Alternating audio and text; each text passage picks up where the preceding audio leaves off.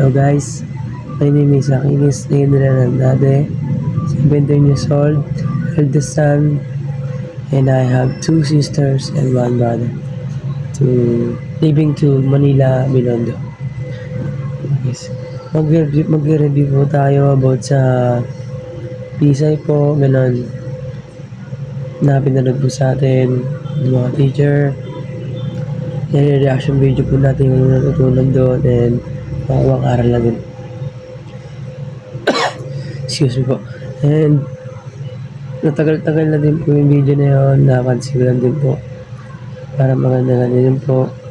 1 hour and 58 minutes. Ang kukunin natin dun po, sabi ng teacher, and reaction video and mga natutunan po, ganon, na kuwang aral po. And yun po, ayun lang po. Let's go. Hello po guys. Game na po. And ang nakuha din po nating aral dun and na kahit ano pong hirap niya sa buhay, dalata naman po sa magulang niya po na nakikita naman po natin yan.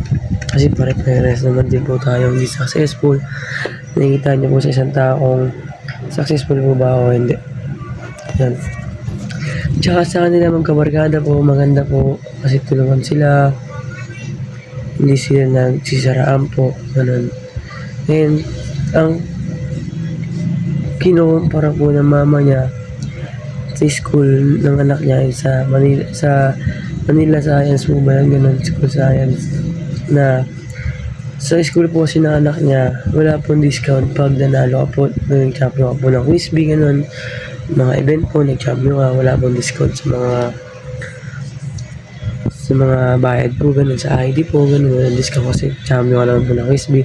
Di po katulad sa may Manila Science po, ang sabi ng nanay niya na libre po, ganun, may discount po, and makakuha ka ng mababang bayad po kasi discount ka nga po, champion ka nga po ng quiz bee, ganun.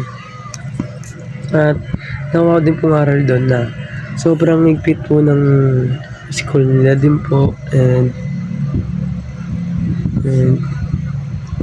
nagkakatalo-talo po ng tao po, ganun, na based lang po sa atin. Kanya-kanya po tayo kasi kanya-kanya po tayong napanood po at kanya-kanya din po tayo natutunan.